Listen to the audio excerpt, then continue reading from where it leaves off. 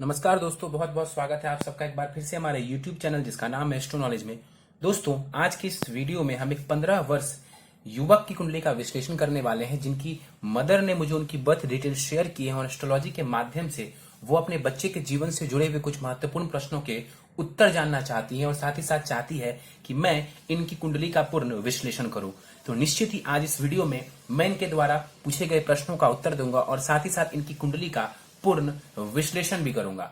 दोस्तों, इस वीडियो को शुरू करने से पहले हर बार की तरह आप सबसे निवेदन है, यदि अभी तक आपने हमारे YouTube चैनल एस्ट्रो नॉलेज को सब्सक्राइब नहीं किया है तो आप प्लीज इसे सब्सक्राइब कर दें और बेल आइकन को दबाना ना भूलें। साथ ही साथ दोस्तों, यदि आप सब भी इसी प्रकार अपनी कुंडली का विश्लेषण करवाना चाहते हैं या फिर मुझसे संपर्क करना चाहते हैं तो स्क्रीन पर फ्लैश हो रहे व्हाट्सएप नंबर के ऊपर आप मुझसे संपर्क कर सकते हैं और ज्यादा जानकारी के लिए आप नीचे डिस्क्रिप्शन बॉक्स को भी चेक कर सकते हैं। चलिए वापस आते हैं इस विश्लेषण के वीडियो के ऊपर और सबसे पहले मैं आप सबों के समक्ष इनके द्वारा पूछे गए कुछ प्रश्नों को रख देता हूं। एजुकेशन के बारे में इन्होंने पूछा है, जॉब किस क्षेत्र में करना चाहिए, करियर किस क्षेत्र में बनाना चाहिए, उसको लेकर के इन्होंने प्रश्न पूछे हैं। कहती हैं कि बच्चा जो है वो जिद्दी है, कहना नहीं मानता, तो आगे जाकर के पेरेंट्स के साथ कैसे संबंध रहेंगे, माता पिता की सेवा करेगा या नहीं करेगा। वैवाहिक जीवन को लेकर के इन्होंने प्रश्न पूछा है, पैसों को लेकर के, धन संपत्ति को लेकर के प्रश्न पूछा है और साथ ही साथ पेरेंट्स के साथ जो है वो आगे रहेंगे, इनके संतान आगे इनके साथ रहेगी या फिर नहीं रहेगी, इन्होंने ये प्रश्न पूछा है। तो इनके सभी प्रश्नों का हम एक एक करके आखिर में उत्तर देंगे, लेकिन सबसे पहले चलते हैं दोस्तों इनकी लग्न कुंडली की तरफ, जो कि हमारे समक्ष, और वो प्रारंभ होती है 3 नंबर से। 3 नंबर यानी कि मिथुन लग्न की कुंडली यहां पर बन जाती है और चंद्रमा देव को देखें तो वो सिंह राशि में जाकर के विराजमान है, यानी कि इस जातक की कुंडली बनती है यहां पर मिथुन लग्न और सिंह राशि की। मिथुन लग्न यानी कि बुध के द्वारा अधिपत्य किया जाने वाला लग्न। ऐसे लोगों की बात करें, इनके स्वभाव की बात करें तो आमतौर पर ऐसे लोग वाचाल होते हैं, वाणी का जो है इनके ऊपर विशेष प्रभाव होता है, क्योंकि बुध जो है वो लग्नेश बनते हैं इस कुंडली में। तो निश्चित रूप से वाणी के माध्यम से ही चाहें तो ऐसे लोग जीवन में धन अर्जित कर सकते हैं। आमतौर पर ऐसे लोग बहुत अच्छे बिजनेसमैन बन सकते हैं। क्यों? क्योंकि बुध जो है बिजनेस करने की इनको एबिलिटी देता है। आमतौर पर देखा जाए तो ऐसे बच्चों का जो दिमाग है वो बहुत ज्यादा इंटेलिजेंट होता है, बहुत ज्यादा शार्प होता है, शार्प माइंडेड होते हैं और कहीं ना कहीं मैनेजमेंट के क्षेत्र में बढ़िया करते हैं। स्पीकिंग के क्षेत्र में, जहां पर भी, चाहे वो टीचिंग का क्षेत्र हो, मोटिवेशनल स्पीकर बनना हो, इस क्षेत्र में जो है ऐसे लोग आमतौर पर बहुत बढ़िया सफलता अर्जित करते हैं। यहां पर इनके लग्न की तरफ चलें तो लग्न का मान 26 डिग्री है, यानी कि लग्न बहुत ज्यादा बलवान नहीं माना जाएगा। चलिए लग्नेश को देखें। लग्नेश बुध जाकर के चतुर्थ भाव में विराजमान है, अपनी ही राशि में बैठे हुए हैं। बुध उच्च की राशि में नजर आ रहे हैं, माफ करिए, यहां पर मूल त्रिकोण के ये कहे जाएंगे, उच्च के भी ये यहीं पर होते हैं, लेकिन यहां पर 29 डिग्री का बुध है तो यहां पर ये मूल त्रिकोण राशि का माना जाएगा। हालांकि यहां पर ध्यान से देखें तो मैंने सी लिखा हुआ है, इसका मतलब कि ये जो बुध देव हैं ये कंबशन में है, यानी कि जो बुध है ये अस्त के हो चुके हैं। सूर्य के करीब आ जाने की वजह से बुध काफी हद तक अस्त हो गए, तो इनके प्रभाव में कुछ कमी देखने को मिलेगी। चलिए, तो जब हम चतुर्थ भाव के ऊपर आएंगे तो डिटेल में जानेंगे कि बुध कुंडली में कैसा जो है रिजल्ट दे पाएंगे। आगे बढ़ते हैं, चलते हैं शनिदेव के ऊपर। शनि कुंडली के द्वितीय भाव में विराजमान है, 2 डिग्री का शनि है, यहां पर कर्क राशि में विराजमान है। इस कुंडली में शनि को देखें, अष्टमेश है और भाग्येश है। चूंकि शनि त्रिकोण का स्वामी ग्रह, एक कारक ग्रह कहलाएगा कुंडली में, एक कारक ग्रह कहलाएगा कुंडली में शनि, और भाग्येश जाकर के द्वितीय भाव में बैठा हुआ है, तो कहीं ना कहीं धन के मामले में जो है भाग्य इनका साथ देगा। धन वगैरह इकट्ठा करना चाहते हैं उसमें भाग्य का इनको साथ देखने को मिलेगा। द्वितीय भाव में शनि बैठे हुए हैं, कई बार वाणी जो है वो कड़वी हो जाती है, तीखी हो जाती है, इसका इन्हें ध्यान रखने की आवश्यकता है। यदि ये ऐसा करते हैं, अपनी वाणी से किसी बड़ों का अपमान करते हैं, तो ये शनिदेव इनको निश्चित रूप से पनिश कर सकते हैं, तो ऐसा करने से इनको बचना चाहिए। यहां पर बैठा हुआ शनि धन वगैरह देने वाला होगा, कारक ग्रह है। यहां पर देखिए शत्रु की राशि में जरूर बैठा हुआ है, चंद्रमा के घर में बैठा है, लेकिन तात्कालिक मैत्री में है, तो यहां पर शनि एक तो कारक हुए, ऊपर से तात्कालिक मैत्री में आ जाने की वजह से शनिदेव यहां पर इनको धन संचित करवाएंगे। धन देने वाला होगा शनि, और यहां पर सेविंग्स को भी बढ़िया रखेगा, पैतृक संपत्ति की स्थिति को भी ये बढ़िया कर देंगे। शनि 2 डिग्री का है, यहां पर आप चाहें तो शनि के बलाबल को बढ़ा सकते हैं। यहां पर शनि मृत अवस्था के माने जाएंगे। शनि भाग्येश है, आप चाहें इसके बल को जो है आने वाले समय में बढ़ा सकते हैं। यहां पर बैठ करके शनि की बात करें, दृष्टि डालेंगे शनि कुंडली के चतुर्थ भाव के ऊपर, तीसरी दृष्टि होगी चतुर्थ भाव के ऊपर। शनि कारक है, दृष्टि मित्रवत है। यहां पर फोर्थ हाउस होता है माता का सुख, मकान का सुख, वाहन का सुख, यानी कि ओवरऑल सुख के लिए हम चतुर्थ भाव को देखते। तो शनि यहां पर प्रॉपर्टी का विशेष लाभ देने वाला होगा। शनि लिख के रख लीजिए, आपको जो है प्रॉपर्टी देने वाला होगा, आप प्रॉपर्टी अपने नाम से बनवा पाएंगे। तो यहां पर अच्छी स्थिति है। हाँ, शनि की दृष्टि थोड़ा विलंब जरूर करती है, तो विलंब से ही सही मेहनत करते रहिए, आप प्रॉपर्टी बना पाएंगे आने वाले वक्त में। एक जो नेगेटिव बात है वो ये है कि सूर्य को भी देख रहा है शनि। शनि सूर्य को भी देख रहा है, कॉन्फिडेंस की कमी कर सकता है और पिता के साथ संबंधों को बढ़िया बनाए रखने की आपको जरूरत पड़ेगी। शनि की दृष्टि पड़ेगी कुंडली के अष्टम भाव के ऊपर। अष्टम भाव होता है आयु का। आयु के भाव के ऊपर शनि की दृष्टि, अपने ही राशि को शनि देखेंगे तो ये शनि आपको कहीं ना कहीं आपकी आयु की रक्षा करेगा, आपको ये दीर्घ आयु प्रदान करने वाला होगा। तो यहां पर शनि आपको ससुराल पक्ष से लाभ देने वाले हैं, आपकी आयु में ये आपको लाभ देने वाले हैं। और अष्टम भाव सडन जो है ना चेंजेस का होता है, तो उसमें भी शनिदेव आपको लाभ पहुंचाने वाले हैं। और शनिदेव की दसम दृष्टि की बात करें, देखिए सातवीं दृष्टि यहां आएगी, 8, 9 और 10। दसम दृष्टि पड़ेगी उनकी लाभ भाव के ऊपर, लेकिन ये उनकी नीच की दृष्टि होगी। ध्यान से समझिए, यहां उनकी नीच की दृष्टि होगी। शनि कारक है, बहुत ज्यादा आपको परेशानी नहीं देंगे, लेकिन नीच की दृष्टि है तो शनि की दशा अंतरदशा में भी बहुत जबरदस्त धन का लाभ नहीं मिलेगा। समझिए बात को, शनि यदि मारक होते तो बहुत परेशानी खड़ी करते, आपको बिल्कुल लाभ नहीं देते, लेकिन यहां शनि कारक है। कारक है तो आय में थोड़ी सी परेशानी देगा, लाभ अर्जित करने में थोड़ी परेशानी देगा। मेहनत के द्वारा, कुछ उपाय के द्वारा आप उसमें भी बढ़ोतरी कर सकते हैं। शनि यहां पर मृत अवस्था के हैं, बल इनके पास 25% से भी कम का होगा। आप चाहें इसके बल को बढ़ा सकते हैं। आगे बढ़ते हैं, चलते हैं तीसरे भाव के ऊपर। तीसरा भाव यानी कि साहस, पराक्रम, आर्टिस्टिक स्किल्स, कम्युनिकेशन का भाव, छोटे भाई बहन का भाव, छोटी मोटी यात्राओं का भाव। तो यहां पर देखा जाए चंद्रमा और शुक्र यानी कि कला के जो कारक ग्रह है ना, वो आकर के बैठे हुए, खास करके मैं शुक्र की यहां पर बात कह रहा हूं। शुक्र इस कुंडली में कौन है, तो पंचमेश है और द्वादशेश है, यानी कि शुक्र इस कुंडली में पंचमेश है, तो एक कारक ग्रह कहलाएंगे। शुक्र भी एक कारक ग्रह कहलाएंगे, एक शुभ ग्रह कहलाएंगे। उठ करके तीसरे भाव में चले गए। देखिए, शिक्षा, संतान, लव, रोमांस का स्वामी ग्रह जो शुक्र है, जाकर के तीसरे भाव में बैठा हुआ है। कहीं ना कहीं यहां पर बैठा हुआ जो शुक्र है, ये आपको आर्टिस्टिक एबिलिटी देगा। शिक्षा वगैरह में आप सफलता चाहते हैं, मेहनत करनी पड़ेगी। क्यों? क्योंकि तीसरा भाव मेहनत, पराक्रम, साहस का होता है, तो आपको मेहनत के साथ ही अपनी शिक्षा को पूरा करना पड़ेगा। यहां पर बैठ करके शुक्र जो है आपको कला के क्षेत्र में अच्छी सफलता दे सकते हैं, कला के क्षेत्र में ये आपको रुचि दिलवा सकते हैं। शुक्र यहां पर 15 डिग्री के साथ विराजमान है, बल बहुत अच्छा है शुक्र के पास। यहां पर शुक्र यहां पर शत्रु सूर्य के भाव में बैठा हुआ है। शुक्र देव सूर्य की राशि में बैठे हुए, लेकिन ये तात्कालिक मैत्री में आ जाने की वजह से ये भी आपको बढ़िया लाभ देंगे, नुकसान नहीं करेंगे। छोटी मोटी यात्राओं में आपको लाभ दे देंगे। कम्युनिकेशन स्किल्स को भी ये बढ़िया बनाने वाला होगा। विदेश की यात्राएं करवा सकता है। क्यों? क्योंकि छोटी मोटी यात्राओं के भाव में बैठा हुआ है। कौन सा है ये ग्रह? तो ये विदेश भाव का भी स्वामी ग्रह, तो विदेश वगैरह की यात्राएं भी आपको देने वाला होगा। शुक्र की दृष्टि पड़ेगी कुंडली के भाग्य भाव के ऊपर, तो भाग्य का साथ आपको शुक्र की दशा में देखने को मिलेगा। फॉरेन ट्रैवल कर सकते हैं, लॉन्ग डिस्टेंस की ट्रैवल आप कर सकते हैं इनकी दशा अंतरदशा में, तो बढ़िया स्थिति है। लेकिन इतना जरूर मैं बोलूंगा कि यदि पंचम भाव से जुड़े हुए पॉजिटिव रिजल्ट्स को लेना है तो मेहनत आपको करनी पड़ेगी। क्यों? क्योंकि तीसरा भाव होता ही मेहनत का है। तीसरा भाव मेहनत, भागदौड़ और पराक्रम का होता है। तो यदि आप चाहेंगे कि बैठे बिठाए आपकी एजुकेशन पूरी हो जाए, ऐसा नहीं होगा। चलिए चंद्रमा के ऊपर चलते हैं। 25 डिग्री का चंद्रमा है, मृत अवस्था का चंद्रमा यहां पर तीसरे भाव में बैठा हुआ। चंद्रमा कौन है इस कुंडली में? तो द्वितीयेश है। द्वितीय भाव यानी कि मैंने बताया था कि द्वितीय भाव यानी कि पैतृक संपत्ति का स्थान, वाणी का स्थान, कुटुंब का स्थान और आपके धन का स्थान।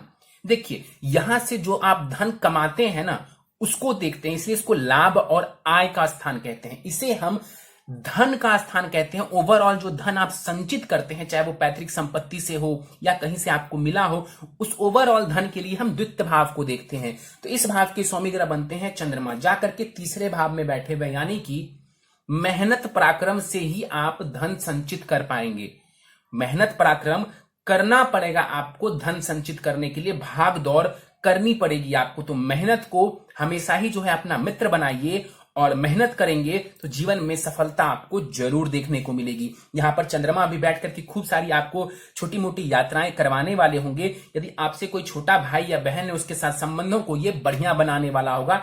मृत अवस्था का है चंद्रमा, बल बहुत ज्यादा चंद्रमा के पास भी नहीं माना जाएगा। यहां पर बैठ करके जो चंद्रमा है इनकी दृष्टि पड़ेगी कुंडली के भाग्य भाव के ऊपर। भाग्य में चंद्रमा कमी नहीं करेंगे, यात्राएं वगैरह ये आपको देने वाले होंगे। देखिए चंद्रमा कारक नहीं है इस कुंडली में, चंद्रमा कारक नहीं है इस कुंडली में, लेकिन फिर भी यहां पर भाग्य स्थान के ऊपर दृष्टि डाल करके ये भाग्य में कमी नहीं करेगा।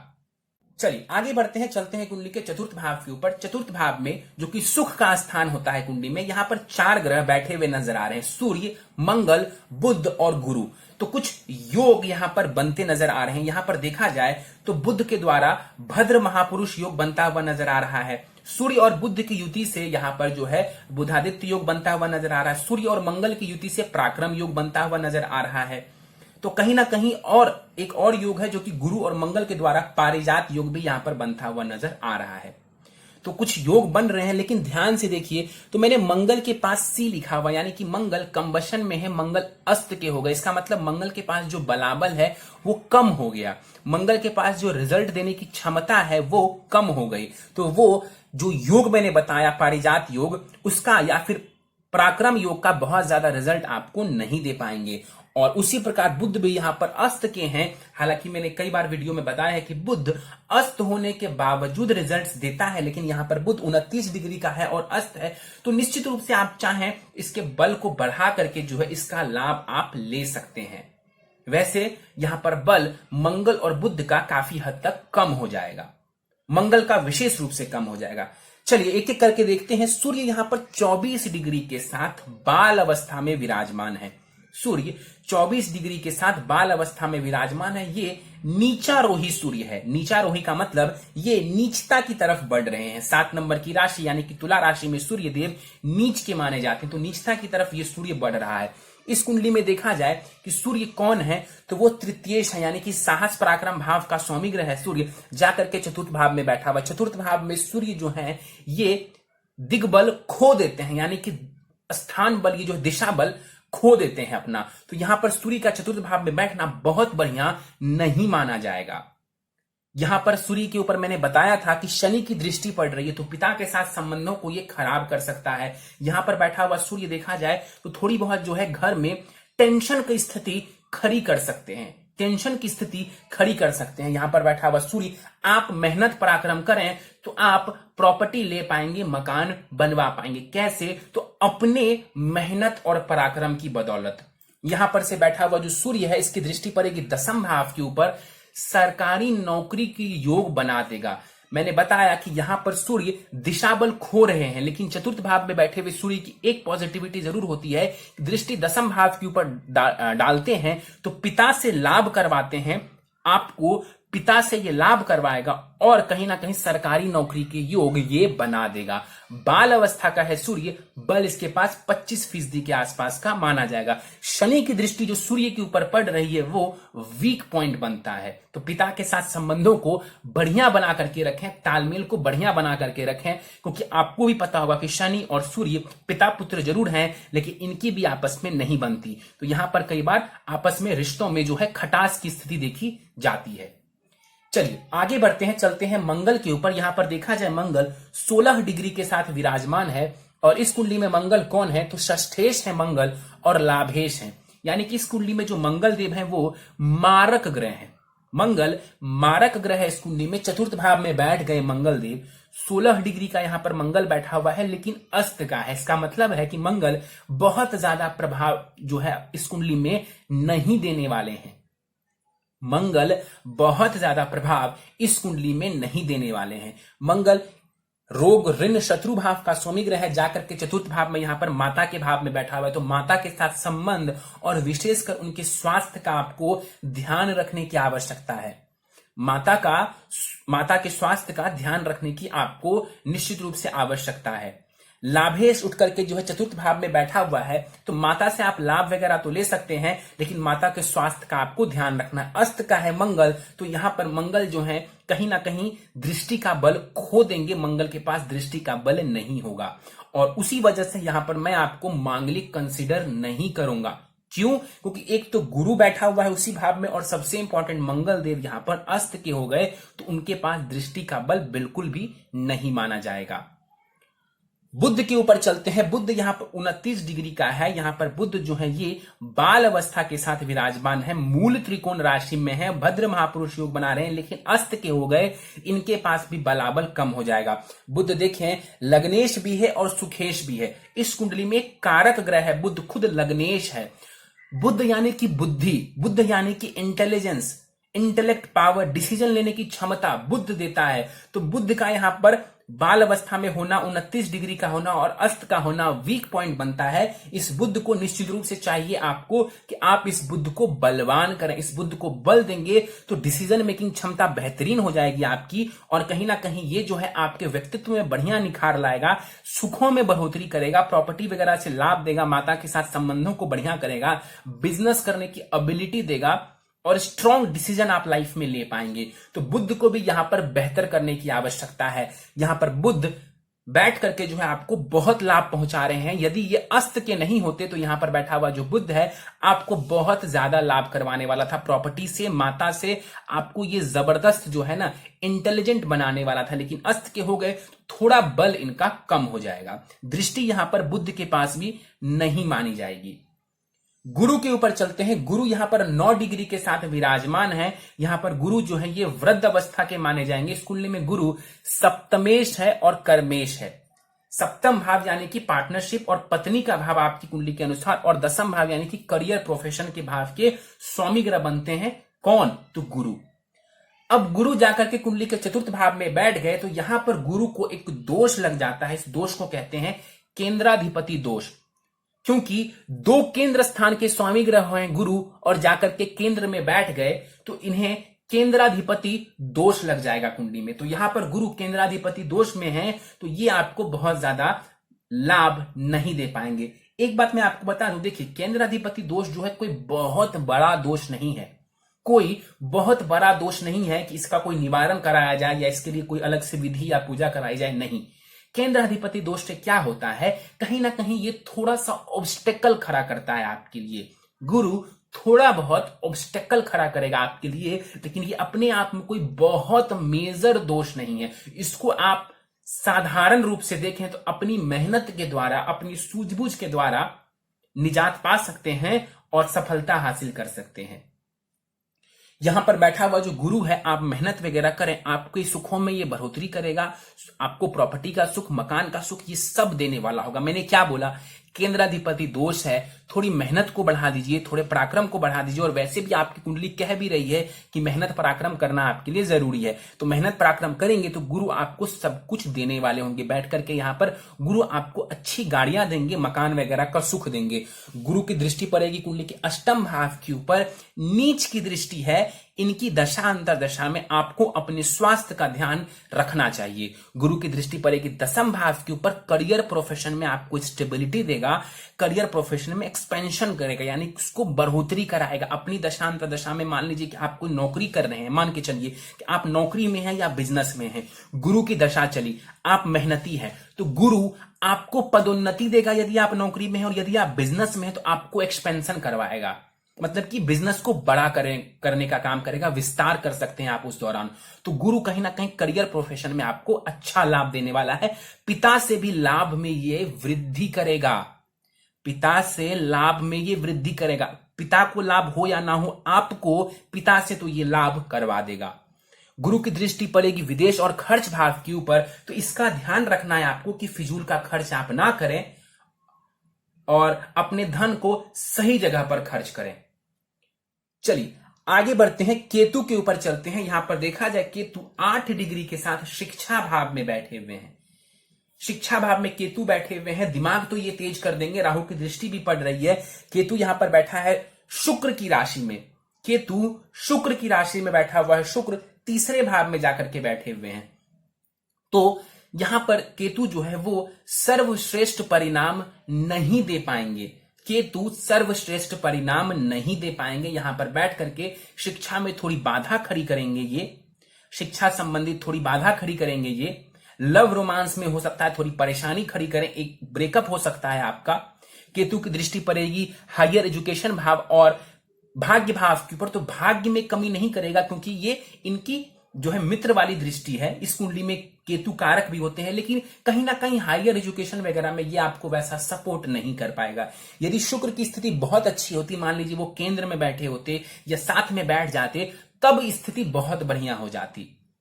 केतु की दृष्टि लाभ स्थान के ऊपर पड़ेगी। लाभ वगैरह आप मेहनत करते हैं, लाभ वगैरह आप अर्जित कर सकते हैं। केतु की दृष्टि लग्न के ऊपर जो पड़ेगी, ये नीच की दृष्टि होगी, ये आपको कंफ्यूजन दे सकता है, चिड़चिड़ापन भी दे सकता है, तो ध्यान रखने की आवश्यकता है। 8 डिग्री का केतु है, बलाबल इसके पास करीब करीब 50% के आसपास माना जाएगा। आगे बढ़ते हैं, राहु के ऊपर चलते हैं। 8 डिग्री का राहु है, यहां पर राहु 8 डिग्री का है और यहां पर जो राहु देव है लाभ स्थान में बैठे हुए हैं। लाभ स्थान में कई बार मैंने बताया है कि राहु जैसे ग्रह कारक हो जाते हैं। राहु जैसे ग्रह लाभ स्थान में कारक हो जाते हैं, बहुत ज्यादा जो है ये धन का लाभ देते हैं व्यक्ति को। अलग अलग माध्यमों से व्यक्ति को धन का लाभ देते हैं। सही गलत हर माध्यम से व्यक्ति धन को अर्जित कर सकता है यहां पर यदि राहु बैठ जाए तो निश्चित रूप से यहां पर बैठा हुआ राहु ज्यादातर कुंडलियों में बढ़िया परिणाम देता है।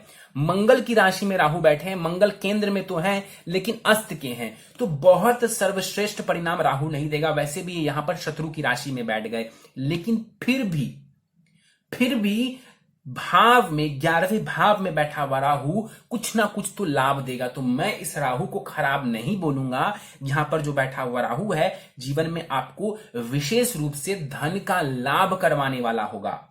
हो सकता है तो आपको सही गलत हर तरीके से धन आ जाए।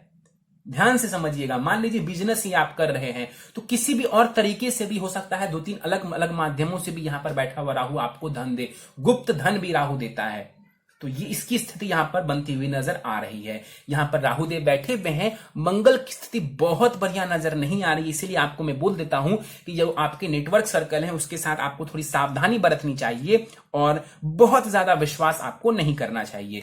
50% का बलाबल यहां पर राहु देव के पास भी माना जाएगा। राहु की दृष्टियों की बात करें तो राहु की दृष्टि जो है पड़ेगी चंद्रमा के ऊपर, कुंडली के 3रे भाव के ऊपर। कहीं ना कहीं चंद्रमा यानी कि माता, उसके साथ संबंधों को आपको ध्यान में रखना चाहिए, उनके स्वास्थ्य का ध्यान रखना चाहिए, माता की आपको रिस्पेक्ट करनी चाहिए। यहां पर चंद्रमा को देखेंगे राहु तो मन को जो है ना भटकाने का कार्य करेंगे। चंद्रमा यानी कि मन, तो उसको ये राहु भटकाने का कार्य करेगा। 3रे भाव को देख करके कहीं ना कहीं मेहनत पराक्रम को बढ़ा जरूर देंगे, लेकिन दौड़ भाग को भी बढ़ाएंगे, दौड़ भाग को भी ये बढ़ा देंगे, जो कि एक छोटा सा वीक पॉइंट बनता है। राहु की दृष्टि पड़ेगी कुंडली के 5म भाव के ऊपर। दिमाग जो कहते हैं ना, जिसका कि बहुत ज्यादा शातिर दिमाग है, बहुत ज्यादा तेज दिमाग है, यानी कि शातिर वे में, वो आपको ये राहु देने वाला होगा। मतलब चालाक, एक होता है समझदार, वो बुद्ध देता है, लेकिन राहु जो है ना वो शातिर दिमाग देता है, तो वो आपको यहां पर राहु देने वाला होगा। टेक्नोलॉजी वगैरह से हो सकता है ये राहु आपको बहुत इंटरेस्ट दिलवाए, टेक्नोलॉजी वगैरह के क्षेत्र में या जो टेक्नोलॉजी की चीजें होती है उसमें। राहु की दृष्टि 7म भाव के ऊपर पड़ेगी। 7म भाव बताया विवाह का होता है, पार्टनरशिप का होता है, नीच की दृष्टि है। विवाह भाव के ऊपर राहु की नीच की दृष्टि है, वीक पॉइंट बनता है, वीक पॉइंट बनता है। कहीं ना कहीं यहां पर मैंने बताया था लव अफेयर्स में ब्रेकअप के चांसेस है, वैवाहिक जीवन में भी थोड़ी परेशानी और मतभेद की स्थिति ये राहु करवा सकता है। तो कुंडली मिलान करवा लेंगे तो बढ़िया रहेगी आपकी स्थिति। तो कुंडली मिलान जरूरी है आपके लिए, कुंडली मिलान कर लेते हैं, स्थिति काफी हद तक बेहतर रहेगी। चलिए ध्यान से देखिए अब इस कुंडली को। ग्रहों का तो विश्लेषण मैंने कर दिया, लेकिन ध्यान से देखिए सारे ग्रह केतु और राहु के मध्य विराजमान है, मतलब कि एक ही साइड विराजमान है। इस साइड केतु से राहु के बीच में कोई भी ग्रह नहीं है। इसे कहते हैं कुंडली में काल सर्प दोष का निर्माण हो जाना। इसे हम काल सर्प दोष का निर्माण कहते हैं, जो कि आपकी कुंडली में बनता हुआ नजर आ रहा है। तो 5म भाव यानी कि शिक्षा, संतान, लव रोमांस और यहां पर लाभ स्थान, यहां पर केतु राहु बैठ करके दोनों एक्सिस के ऊपर जो है काल सर्प दोष बना रहे हैं। तो जब भी इनकी दशांतर दशा चलेगी तो उस दौरान ये आपको ज्यादा परेशानी खड़ी करेंगे, और जहां जहां मैंने बताया कि ये प्रभाव डाल रहे हैं कुंडली में, उन चीजों से आपको थोड़ी परेशानी देखने को मिलेगी।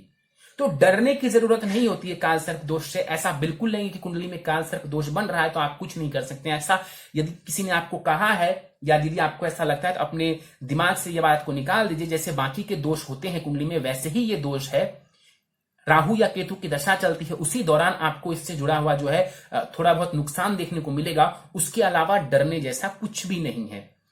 और समाधान मैं आपको बताने वाला हूं, उपाय मैं आपको बताने वाला हूं, तो उपाय आपके लिए जरूरी है। उपाय कर लेंगे तो कहीं ना कहीं आपको लाभ की स्थिति देखने को मिल जाएगी। चलिए सीधे आपके दशाओं के ऊपर चलते हैं। देखा जाए तो आपको चंद्रमा की महादशा चल रही है जो कि 9 अक्टूबर 2022 तक रहने वाली है। और चंद्रमा की महादशा में फिलहाल आपको केतु की अंतरदशा चल रही है जो कि 9 अगस्त 2020 तक रहने वाली है। ये समय आपको भटकाने वाला है। ये समय कहीं ना कहीं जो है आपको परेशान करने वाला है। आपको डिसीजन लेने में परेशानी होगी। क्यों? क्योंकि चंद्रमा मन का कारक ग्रह, राहु देख रहा है। भाग दौड़ की भाव में यहां पर चंद्रमा बैठे हुए, तो भाग दौड़ करवाएंगे। डिसीजन, कोई स्ट्रांग डिसीजन लेने में आपको थोड़ी परेशानी देखने को मिल सकती है। तो कुछ उपाय वगैरह कर लेंगे तो लाभ की स्थिति देखने को आपको मिल जाएगी। सीधे आपके प्रश्नों पर चलते हैं। एजुकेशन कैसा रहेगा? अभी बिल्कुल भी नहीं पढ़ता। मैंने बताया कि यहां पर केतु राहु जो बैठे हुए टेक्नोलॉजी वगैरह के क्षेत्र में इंटरेस्ट तो जरूर दिलवाते हैं, लेकिन जिस भाव में केतु बैठा हुआ है, यदि ये शुक्र मान लीजिए केंद्र या त्रिकोण में बैठे होते तो स्थिति बढ़िया होती। यहां पर आर्टिस्टिक एबिलिटी, मैंने स्टार्टिंग में ये शब्द का इस्तेमाल किया था, तो आर्टिस्टिक एबिलिटी इनके अंदर देखी जा सकती है। किसी कला के क्षेत्र में इनको रुझान हो सकता है, या तो टेक्नोलॉजी के क्षेत्र से आप इनको जोड़ सकते हैं। अदरवाइज एजुकेशन में यहां पर परेशानी नजर आ रही है। इसके बाद इन्होंने पूछा, हाँ बिल्कुल भी नहीं पढ़ता। उसके पीछे का कारण वही है कि शिक्षा भाव का जो स्वामी ग्रह है शुक्र, उसकी स्थिति बहुत बढ़िया नहीं है। खराब नहीं है लेकिन बहुत बढ़िया स्थिति नहीं है। लग्नेश को देखिए, जो बुध बनते हैं वो यहां पर वीक हैं, खराब नहीं वीक हैं। और जिसकी दशा चल रही है, चंद्रमा की दशा चल रही है, चंद्रमा इनको कंफ्यूजन दे रहा है। क्यों? क्योंकि एक तो वो कारक नहीं है इस कुंडली में, द्वितीयेश है तो मारक हो गए, और राहु की दृष्टि इस चंद्रमा के ऊपर पड़ रही है, तो भ्रमित कर रहा है इस बच्चे को। ये जो परिस्थिति है ये भ्रम में डाल रहा है। तो कुछ उपाय करने की आवश्यकता है। संभव हो तो टेक्नोलॉजी वगैरह से जोड़िए इनको। जॉब किस क्षेत्र में करें? बिल्कुल देखिए, करियर आपको किस क्षेत्र में बनाना चाहिए, तो टीचिंग के फील्ड में आप करियर बना सकते हैं। लेक्चरर वगैरह आप बना सकते हैं, बन सकते हैं। तो लेक्चरर वगैरह आप तब बनेंगे, प्रोफेसर तब बनेंगे जब आप पढ़ाई करेंगे। उसके लिए बहुत पढ़ना पड़ेगा आपको। मैंने क्यों बोला कि लेक्चरर आप बन सकते हैं, इसके पीछे का कारण समझते हैं। देखिए यहां पर दसम भाव जो है वो गुरु की राशि में आ रहा है, और सूर्य और गुरु की दृष्टि दसम भाव के ऊपर पड़ रही है। गुरु यानी कि शिक्षा। बुध को भी मैं बल देने का आपको उपाय बता दूंगा। तो सूर्य, बुध और गुरु कहीं ना कहीं आपके दसम भाव को प्रभावित कर रहे हैं। कहीं ना कहीं ये जो है आपको शिक्षा के क्षेत्र से जोड़ सकते हैं, लेकिन उसके लिए आपको पढ़ाई करनी पड़ेगी। तो टीचिंग के ही फील्ड में आप चाहें तो अपना करियर बना सकते हैं। इसके अलावा आर्टिस्टिक फील्ड, ड्रामा या फिर कोई क्रिएटिव फील्ड, इससे आप खुद को जोड़ सकते हैं। नहीं तो एक टेक्नोलॉजी का फील्ड यानी कि टेक्निकल क्षेत्र भी जो है आप उसमें भी सफलता प्राप्त कर सकते हैं। शनि आपका ठीक है, राहु आपका ठीक है, तो इन क्षेत्रों से भी आप जुड़ सकते हैं। टेक्नोलॉजी का वगैरह का क्षेत्र यानी कि इंजीनियरिंग, सॉफ्टवेयर इंजीनियरिंग वगैरह आप कर सकते हैं। उसमें भी आपको लाभ की स्थिति देखने को मिल सकती है। इसके अलावा पूछा गया इनके लिए प्राइवेट जॉब या फिर गवर्नमेंट जॉब। देखिए थोड़ी सी मेहनत बढ़ा देंगे ना तो इनकी गवर्नमेंट जॉब लग जाएगी। मैंने बताया था कि यहां पर बैठा हुआ सूर्य भले ही कितना भी नुकसान दे, लेकिन पिता से लाभ जरूर देता है और सरकारी नौकरी के योग बना देता है। तो सूर्य की दृष्टि दसम भाव के ऊपर पड़ रही है, तो कहीं ना कहीं सरकारी नौकरी के योग कुंडली में बने हुए हैं। तो लाभ लेना है।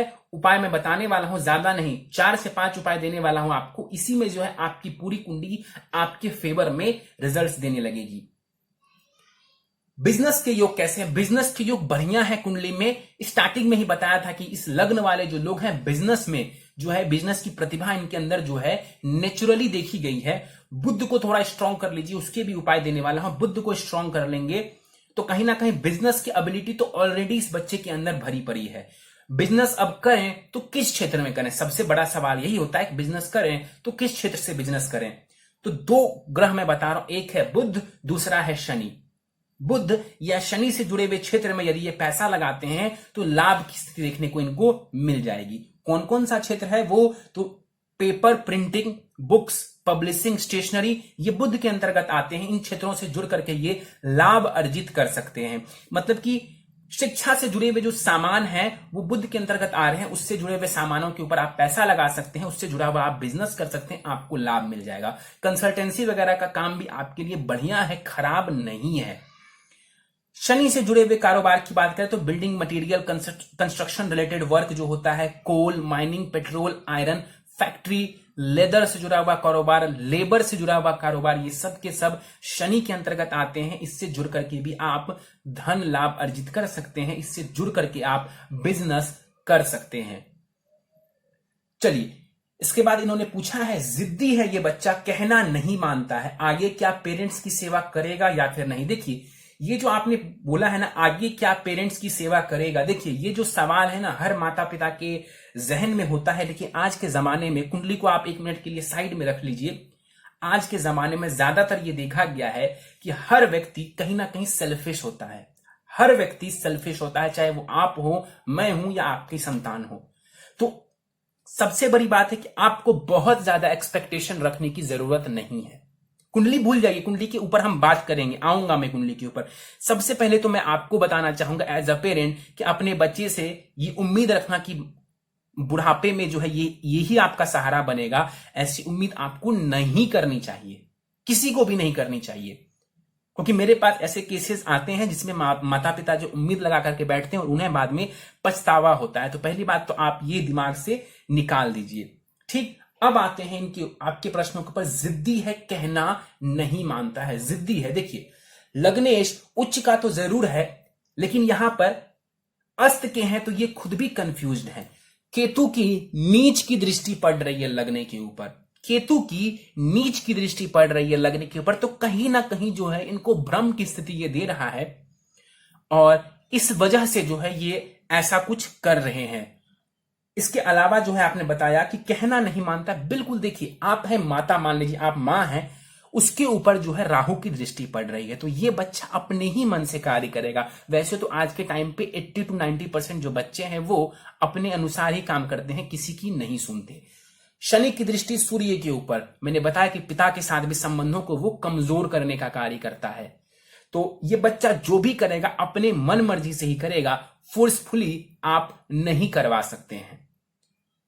चलिए, आगे पेरेंट्स की सेवा करेगा या फिर नहीं करेगा। इनकी जो आप नवमांश कुंडली है ना, उसमें सूर्य की स्थिति बढ़िया नजर आ रही है, लेकिन चंद्रमा की स्थिति बहुत बढ़िया नजर नहीं आ रही है।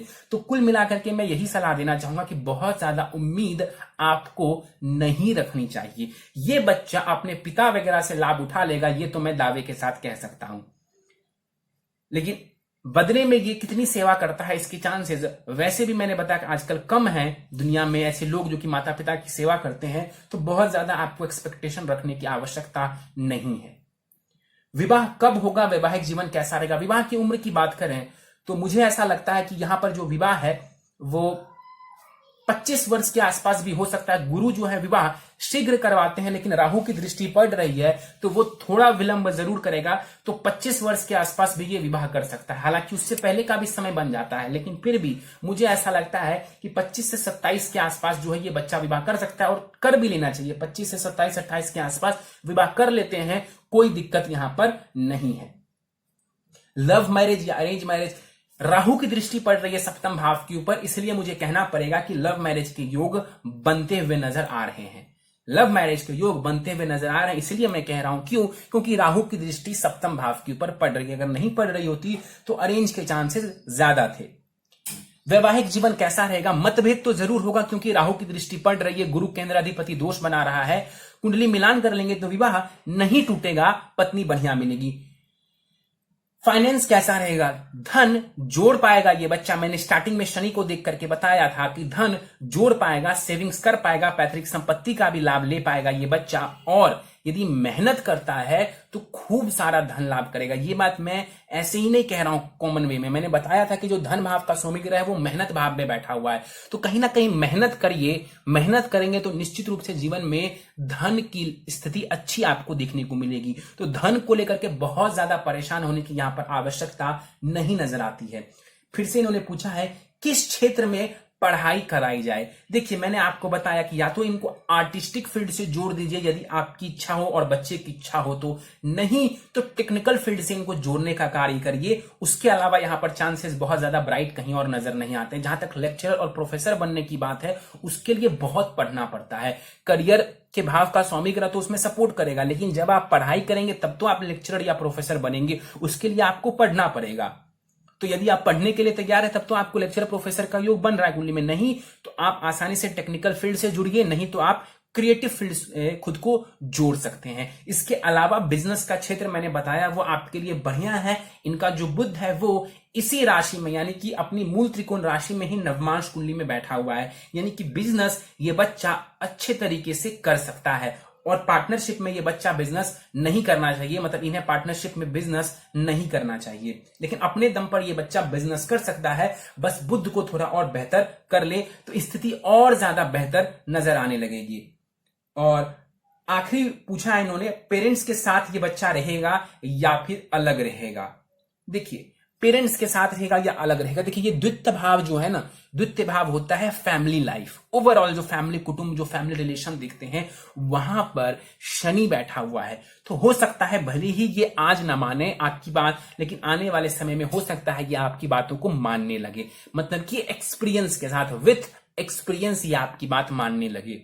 मुझे ऐसा पर्सनली लगता है, लेकिन बहुत ज्यादा उम्मीद आपको नहीं रखनी चाहिए। फिर भी मैं कहता हूं कि हां, मुझे उम्मीद है कि पेरेंट्स के साथ रहेगा। जरूरी नहीं है कि आपकी बहुत ज्यादा ये बच्चा सेवा करे जैसा कि मैंने बताया, लेकिन आप लोगों के साथ रहे इसके चांसेस थोड़े बहुत तो नजर आते हैं, ना नहीं कह सकते हम इस बात को। चलिए, तो उपाय पर जाने से पहले इनकी नवमांश कुंडली मेरे सामने है। नवमांश कुंडली के कुछ पॉइंट्स मैं बता देता हूं। नवमांश कुंडली में ज्यादातर ग्रहों की स्थिति बहुत बेहतर नजर आ रही है। राहु केतु उच्च के हैं, शनि वर्गोत्तमी है यानी कि इसी राशि में विराजमान है, सूर्य स्वग्रही हो गए हैं यानी कि अपनी राशि में विराजमान है, जो शुक्र है वो भी वर्गोत्तमी है यानी कि इसी राशि में वो विराजमान है, बुध वर्गोत्तमी भी है और इसी राशि में है, तो कहीं ना कहीं इसका भी बल बढ़ता हुआ नजर आ रहा है। गुरु की स्थिति भी बढ़िया नजर आ रही है, यानी कि सब कुछ बढ़िया है।